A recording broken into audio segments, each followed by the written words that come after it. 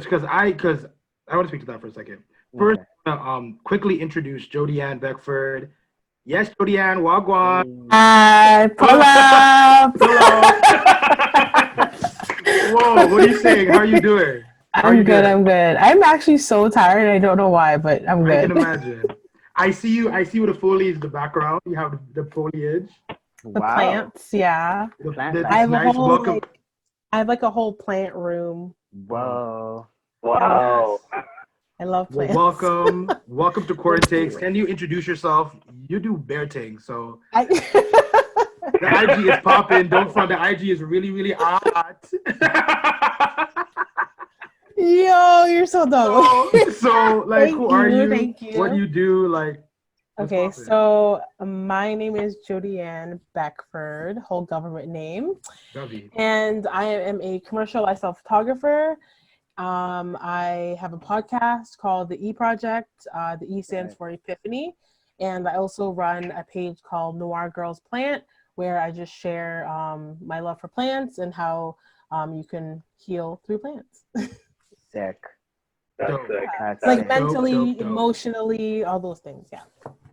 Dope ski. Yeah. I've been like working in and around like we've been working in the same spaces for like half a decade, right? It's been a while. Like it's interesting. So it's really good to link up with you more so during the quarantine and to have bear talks and pulling up and all the things. You know what I mean?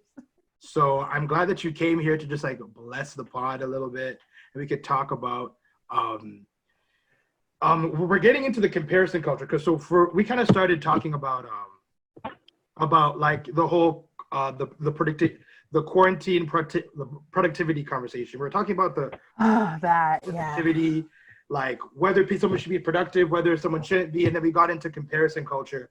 But I'm gonna let Ken. I don't know here. So, did you have an opinion about anything we were talking about before? What was the question? Sorry, I was like in like another world. Yeah.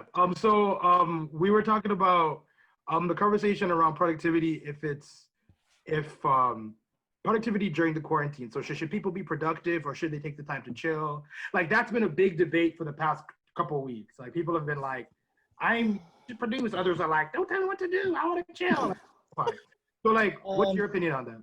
I think productivity really is on you. I don't think you should use that time to be productive or not. Like if you want to do it, that'd be the right time. Yeah, There's not really like a right time to be productive. I feel that. Um, I feel like if you're like pressured to be productive, then it's not what you really want to do, and it's you might not put your whole heart into it. Mm-hmm. If you want to be productive, Mm-hmm. you're just being productive just to do it. I don't know. That's what I think. That makes I sense. don't really, I don't really like. It doesn't really matter. Like I'm not really like pressing nobody to be productive, or if someone tell me to be productive, I could kind of just do this. But Mm-hmm. SMD, Mm-hmm. Um, but yeah, I don't know. Like it's all on you. Being productivity is all on your time Mm-hmm. Mm. when you want to do it. Because yeah, a lot of people can say this and say that, but at the end of the day, it's all up to you. Like I said, I don't think you should use a time of whatever is happening now to be productive. If you want to be productive, then be productive. Mm-hmm. That's how I see it. I feel you. Um, Thank you, thank you. How about Jodianne? Because yeah, I want to just get your take on just the productivity versus rest thing or whatever Yeah. discourse has been, and then Aaron got into a super dope topic about comparison, which is like great. I can't wait to like dive into that more. But Yeah. what's your general opinion on like on the high level productivity versus non-productivity this time? So kind of want to touch on what Ken said. I mean, definitely like whatever productivity means to you and how you want to be productive is your business. I think the pressure of like I have to do this, especially in such like the times that we're in right now, like there's no normalcy in anything that we do. Like our everyday lives have been like shook. Like simple as going to the grocery store, everything is so different.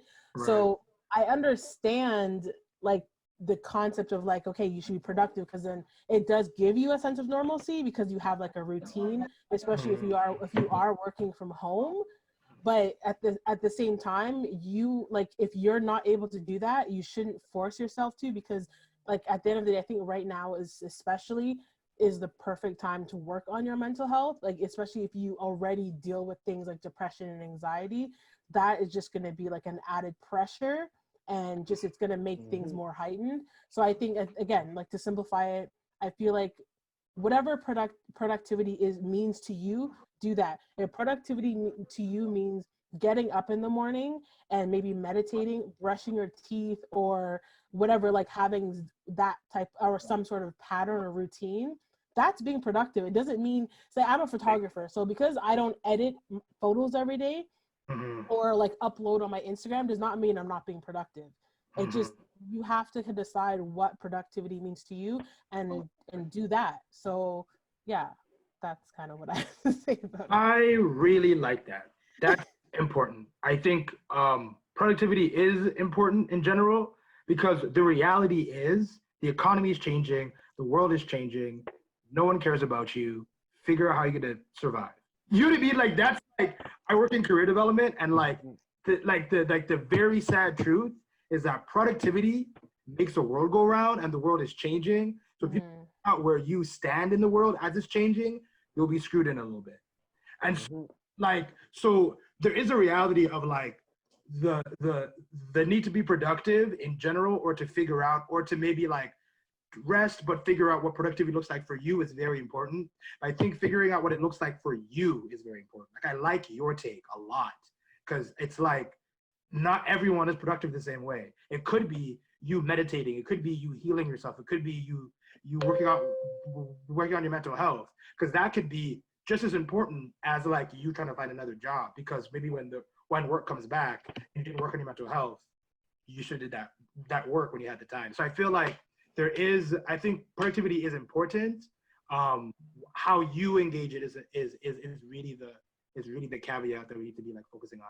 That's dope. That's super, super dope. I actually liked what you just, sorry, I want to say real quick. I like what you just said about like, they don't care about us. Like the government could give two craps about us, because the fact that this whole EI and like the emergency response thing, I'm using quotes because the fact that they tax that, so you don't even get the 2,000. Like you get like $1,200 or $1,300. Like that's wicked. Like to me, they just gave you the 2,000 and get it and be like, you know what? You don't have to pay this back in your next year's taxes, or you don't have to, whatever. Like they're still making money back by helping their economy. So that whole thing is ridiculous to me. Nuts. How dare you? And people can't even really survive technically. If you think about what mortgage or rent really is, $2,000 or $1,500 is absolutely nothing. That's like my rent and maybe a piece of bread. Like that's like what? One piece, one dega piece of bread, one piece. And not even a good piece. Not even a good piece of rye bread, like a piece of Wonder Bread or something. Like whoa! Don't diss Wonder Bread. I post it in my Wayne Gretzky toaster oven every morning with his fucking face on there. Don't diss Wonder Bread, okay? If I order Dempster's, whatever. But yeah, they don't care. They really don't. Like they care. Like they have a duty to make sure people don't start killing each other. Yeah. Like it. And that's why the LCBO's open. That's literally why they've left that open. Again, owned by the government. Look. Okay. Like. You know what I mean? And I listen to, because me and my uncle like are similar in that we both really like research and information, and we're always listening to the news. And this CRB, CERB, whatever, is only lasting for 4 months, and they didn't even really say what the contingency plan is after 4 months. They said, 4 months. Okay, so what happens after 4 months?